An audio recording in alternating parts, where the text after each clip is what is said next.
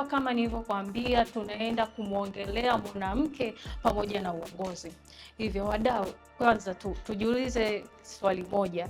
Juzi nimesoma kitabu kinaitwa Dangote's 10 Commandments of Money, na alisema hivi: if you cannot believe in something, you cannot get the best out of it. Sasa kabla tujamwongelea mwanamke katika uongozi, hivi nyie kama nyie naamini ya kwamba mwanamke anaweza kuongoza?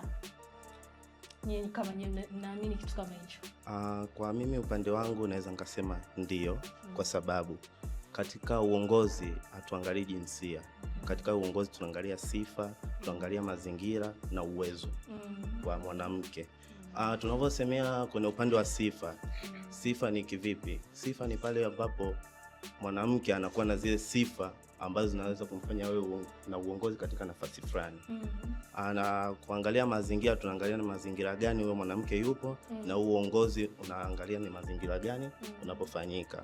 Na katika uwezo, awe na uwezo wa kufanya kazi katika uongozi anaopewa.